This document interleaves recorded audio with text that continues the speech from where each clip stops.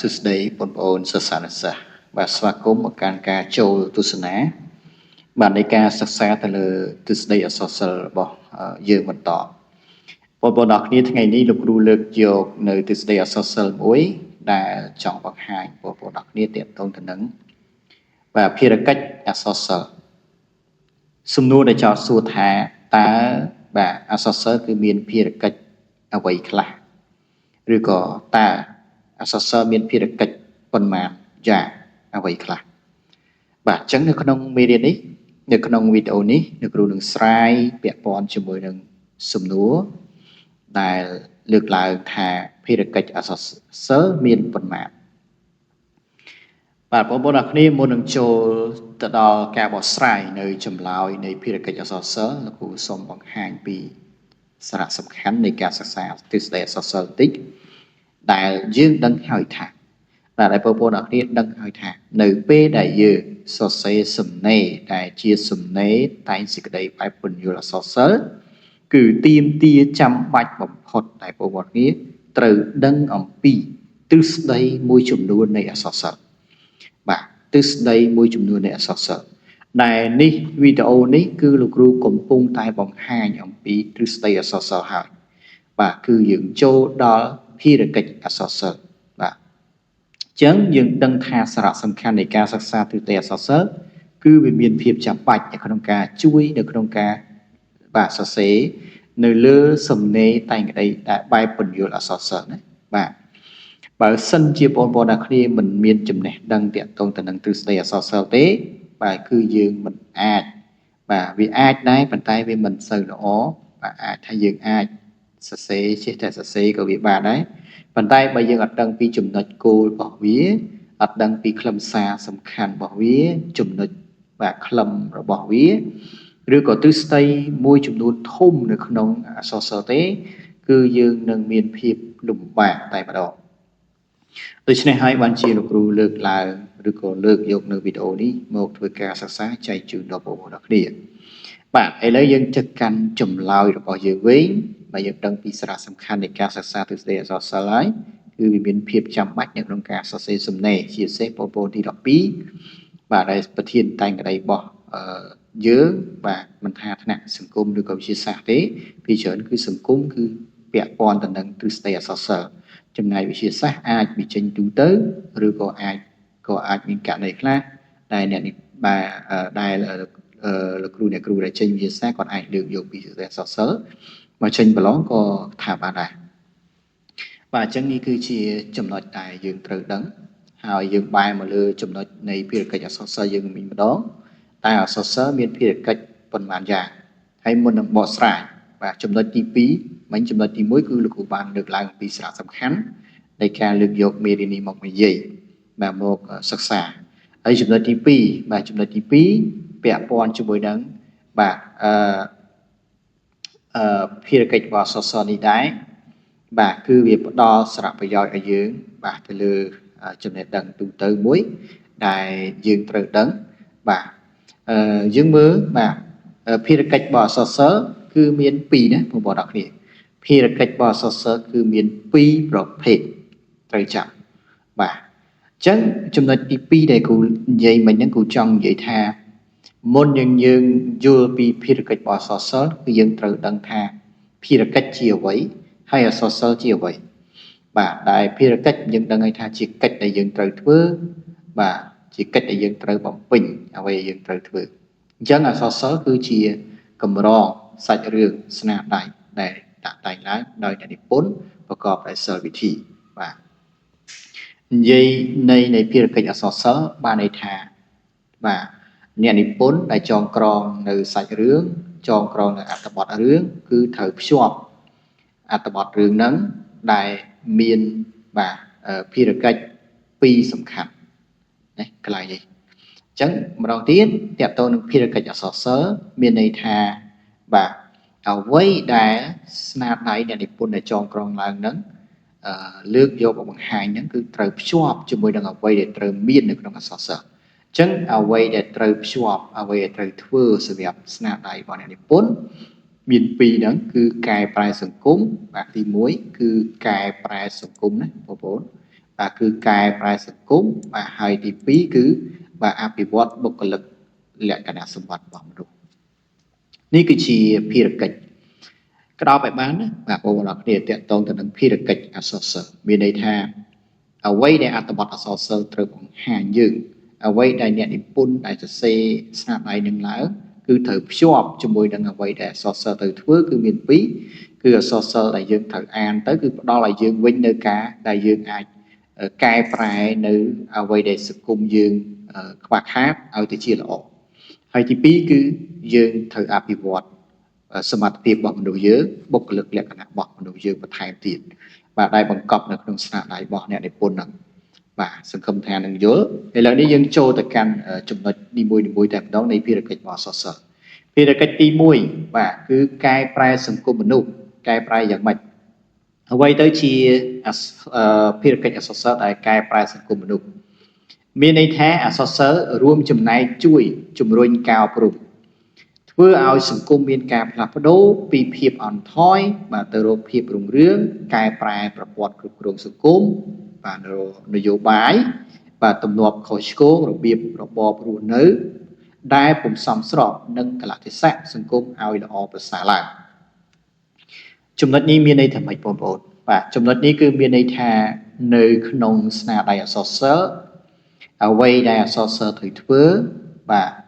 មានន័យថានៅក្នុងស្នាដៃអក្សរសិល្ប៍អ្វីដែលអ្នកនិពន្ធក៏តាក់តែងមកដើម្បីភ្ជាប់ជាមួយនឹងស្នាដៃអក្សរសិល្ប៍ហ្នឹងបាទភារកិច្ចរបស់វាគឺចង់ឲ្យយើងចេះកែប្រែសង្គមតែយើងដឹងហើយថាពេលដែលយើងអានស្នាដៃអក្សរសិល្ប៍នោះគឺយើងនឹងដឹងពីសង្គមសម័យនោះយើងនឹងដឹងពីសង្គមសម័យនោះទៅតាមសម័យកាលនៃរឿងនោះនៃរឿងដែលយើងអាននោះអញ្ចឹងពេលយើងដឹងពីភាពអន់ថយឬក៏ភាពរុងរឿងឬក៏ប្រព័ន្ធរបបគ្រប់គ្រងអីសម័យកាលនៃរឿងក្នុងនោះហើយឬក៏នយោបាយផ្សេងៗនៅក្នុងរឿងនោះហើយបាទឬក៏ទម្លាប់ទម្លាប់ដែលខុសឆ្គងចំណុចដែលអវិជ្ជមាននៅក្នុងដំណើររឿងនោះគឺយើងបាទពេលដែលយើងដឹងហើយគឺយើងត្រូវចេះកែប្រែវាយើងត្រូវចេះបាទកែតម្រូវបាទហ្នឹងហើយយើងចេះកែតម្រូវគឺសិក្សាពីចំណុចដែលខ្វះខាតបាទពីរបៀបរស់នៅដែលពុំសមស្របទៅនឹងសម័យកាលមុនហ្នឹងឲ្យវាមានលក្ខណៈល្អប្រសើរឡើងវិញបាទនេះគឺជាភារកិច្ចអក្សរសិល្ប៍ក្នុងន័យហ្នឹងគឺមានន័យថារាល់សំណេរដែលអ្នកនិពន្ធសរសេររឿងណាក៏ដោយគឺត្រូវតែភ្ជាប់ជាមួយនឹងការកែប្រែនៃការកែប្រែនៃការកែប្រែឬក៏ការភ្ជាប់នៅទូនីតិរបស់អក្សរសិល្ប៍ហ្នឹងគឺភ្ជាប់ឲ្យយើងចេះដឹងអំពីចំណុចដែលយើងអន់ថយនៅក្នុងសាច់រឿងឲ្យយើងចេះតម្រូវឡើងវិញបាទចំណុចទី2បាទភារកិច្ចរបស់អក្សរសិល្ប៍គឺអភិវឌ្ឍលក្ខណៈសម្បត្តិរបស់មនុស្សបាទអញ្ចឹងតើអក្សរសិល្ប៍មានភារកិច្ចបាទអភិវឌ្ឍបុគ្គលិកលក្ខណៈសម្បត្តិមនុស្សយ៉ាងម៉េចគេពន្យល់យើងថាអក្សរសិល្ប៍ជួយបណ្ដុះបណ្ដាលមនុស្សឲ្យមានសមត្ថភាពមានន័យថាយើងអាចដឹងពីសមត្ថភាពខ្លួនឯងបាទដែលឆ្លុះបញ្ចាំងតាមរយៈតួអង្គក្នុងរឿងយើងត្រូវចេះមានសុភវិនិច្ឆ័យចេះវិភាគដោះស្រាយបញ្ហាស្រឡាញ់យុត្តិធម៌ស្រឡាញ់សិទ្ធិសេរីភាពគុណធម៌សេចក្តីថ្លៃថ្នូរភាពស្អាតស្អំហើយធ្វើឲ្យមនុស្សមានភាពខ្ពង់ខ្ពស់ជាងសត្វដេរឆានអាហ្នឹងអ្វីដែលកវីអ្វីដែលអ្នកអក្សរសិល្ប៍អ្នកដែលសរសេរសាច់រឿងបាទអ្នកសរសេរបាទអត្ថបទរឿងបាទគឺគាត់ត្រូវតែបញ្ចូលដែលជាភារកិច្ចមួយសំខាន់ក្នុងការឲ្យយើងចេះអភិវឌ្ឍមានធ្វើឲ្យរីកចម្រើននៅលក្ខណៈសម្បត្តិដែលយើងបានអានអត្ថបទនឹងហើយគឺយើងត្រូវតែបាទពង្រឹងឬក៏អភិវឌ្ឍបាទឬក៏ធ្វើឲ្យមានភាពរីកចម្រើនទៅលើសមត្ថភាពរបស់យើងបាទជាជាងតួអង្គនៅក្នុងរឿងនឹងទៀតគឺបានយកចំណុចខ្លាំងរបស់តួអង្គចំណុចល្អវិជ្ជមានរបស់តួអង្គហើយចំណុចណាអវិជ្ជមានយើងបោះចោលចំណុចណាវិជ្ជមានយើងធ្វើតាមយើងអនុវត្តតាមហើយយើងត្រូវចេះដោះស្រាយយើងត្រូវយកវិធីសាស្ត្រដោះស្រាយក្នុងរឿងដែលអ្នកនិពន្ធសរសេរមកនោះយកមកអនុវត្តមកដោះស្រាយបាទធ្វើជាដែលថាអ្វីដែលជាលក្ខណៈសម្បត្តិរបស់យើងវិញបាទយើងត្រូវស្រឡាញ់យុត្តិធម៌ឧទាហរណ៍ថាឥឡូវយើងសិក្សាទៅលើរឿងបាទទៅលើរឿងអីមួយចោះរឿងដែលចូលយត់ បាទយើងដឹងពីតួអង្គយតដែលជាតួអង្គដែលបាទមាននៅសមត្ថភាពអាចបាទដោះស្រាយបញ្ហាបាទជាមួយនឹងសៀមបាទដែលចូលឆ្លៀនពៀនដែលចូលចង់បានទឹកដីដែលមានឆ្លើយសឹកបះបោរបស់សៀមអីហ្នឹងដែលគាត់បានប្រយុទ្ធប្រឆាំងជាមួយនឹងកងទ័ពអីចឹងទៅដែលធ្វើឲ្យមានភាពជោគជ័យបាទរក្សាទឹកដីខ្មែរយើងបានមកវិញចឹងណាបាទឆ្លើយសឹកសៀមបះបោដែលចូលយត់ណាអញ្ចឹងកន្លែងហ្នឹងគឺជាភារកិច្ចអក្សរសិល្ប៍ដែលត្រូវបញ្ចូលពេលយើងជាអ្នកនិពន្ធគឺយើងត្រូវបញ្ចូលភារកិច្ចនឹងចូលនៅក្នុងអក្សរសិល្ប៍ហ្នឹងដើម្បីឲ្យដឹងថាកន្លែងហ្នឹងគឺវាត្រូវតែឲ្យយើងចេះអភិវឌ្ឍចំណុចហ្នឹងណាកែប្រែទី1គឺកែប្រែហើយនេះគឺអភិវឌ្ឍសមត្ថភាពរបស់យើងដឹងពីស្នាដៃហ្នឹងគឺយើងត្រូវស្រឡាញ់ឬក៏យកគំរូវីរភាពរបស់តួអង្គក្នុងរឿងគឺប្រព្រឹត្តតាមហើយស្រឡាញ់លើសពីអ្វីដែលក្នុងរឿងនឹងមានទៀតគឺស្រឡាញ់គុណធម៌បាទភាពថ្លៃថ្នូរភាពស្អាតស្អំបាទធ្វើម៉េចគឺយកតម្លៃនៃរឿងហ្នឹងមកធ្វើការបាទអភិវឌ្ឍខ្លួនបាទគឺដូចជាការដែលលើកឡើងថាអភិវឌ្ឍបុគ្គលិកលក្ខណៈសម្បត្តិរបស់មនុស្សចឹងឬក៏អ្នកអានចឹងណាកន្លែងហ្នឹងអញ្ចឹងយើងឃើញថាពាក់ព័ន្ធជាមួយនឹងទាំងពីរចំណុចគឺសុទ្ធតែជាភារកិច្ចរបស់អក្សរសិល្ប៍តែអ្នកនិពន្ធគឺគាត់ត្រូវតែភ្ជាប់ដល់ព្រោះវាជាទូនីតិវាជាអ្វីដែលអក្សរសិល្ប៍ត្រូវមានត្រូវធ្វើហ្នឹងគឺកែប្រែមនុស្សយើងបាទទី1គឺបានន័យថាយើងសិក្សាយើងអានអត្ថបទនឹងហើយគឺយើងដឹងថាចំណុចនេះមិនល្អចំណុចនោះមិនល្អអញ្ចឹងយើងត្រូវតែនៅក្នុងសង្គមហ្នឹងគឺយើងត្រូវកែប្រែវាល្អឡើងវិញបាទផ្លាស់ប្ដូរចំណុចដែលអវិជ្ជមានបាទទៅជាវិជ្ជមានវិញចំណុចដែលអាក្រក់ទៅជាចំណុចល្អវិញបាទគ្រប់ផ្នែកទាំងអស់ណាហើយទី2បាទគឺអភិវឌ្ឍ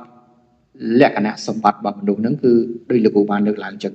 គឺយើងត្រូវតែយកចំណុចវិជ្ជមានគឺយកមកដាក់ក្នុងខ្លួនបាទដើម្បីជាលក្ខណៈសម្បត្តិរបស់យើងស្រឡាញ់យុត្តិធម៌បាទស្អប់នៅអំពើអយុត្តិធម៌ជាដើមបាទអញ្ចឹងអាហ្នឹងគឺអ្វីដែលនៅក្នុងអក្សរសិល្ប៍ផ្ដល់ឲ្យយើងជាតម្រូវដែលយើងត្រូវតែដឹងថាទី1កែប្រែសង្គមទី2អភិវឌ្ឍបុគ្គលិកលក្ខណៈសម្បត្តិរបស់មនុស្សយើងពេលយើងបានអានហើយនៅក្នុងចុងក្រោយនេះគឺគេបានបញ្ជាក់អំពីចំណុចមួយចំនួនបាទគឺតាក់ទងទៅនឹងគេលើកឡើងថាមុខវិជ្ជាអក្សរសិល្ប៍គឺមានមូលដ្ឋានផ្អែកទៅលើទស្សនៈឬក៏គោលជំហរបាទគោលជំហរឬក៏ទស្សនៈគំនិតណាបាទ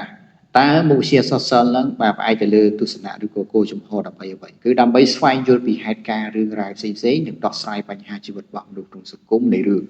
បាទហើយការសិក្សាអក្សរសិល្ប៍គឺជាប្រទីបមួយសម្រាប់ឆ្លុះបញ្ចាំងបាទឧទាហរណ៍ថានៅក្នុងរឿងតេជោយ៉តដែលលោកលើកមកហ្នឹងគឺយើងឆ្លុះបញ្ចាំងពីសម័យឧត្តមបាទឆ្លុះបញ្ចាំងពីសម័យឧត្តមពីអតីតកាលនៃសម័យឧត្តមបាទឬក៏យើងអាចឆ្លុះបញ្ចាំងដល់បច្ចុប្បន្នកាលក៏បានដើម្បីរៀបចំអនាគតកាលបានដូចគ្នាបាទអញ្ចឹងយើងអាចដឹងហើយថាតើយើងអាចប្រៀបធៀបបានពីមុនហើយនឹងឥឡូវវាមិនហើយយើងអាចចេះដឹងថាយើងគួរតែធ្វើម៉េចនៅថ្ងៃអនាគតបន្ថែមទៀតបាទអរគុណចំពោះការទស្សនានៃចំណុចនេះហើយបើសិនជាមានចំណុចខ្វះខាតផ្សេងៗបាទសូមអធិស្ឋានបាទអរគុណយើងនឹងជួបគ្នានៅចំណុចទស្សនៈសរសើរផ្សេងទៀតបាទសូមជម្រាបលាបាទ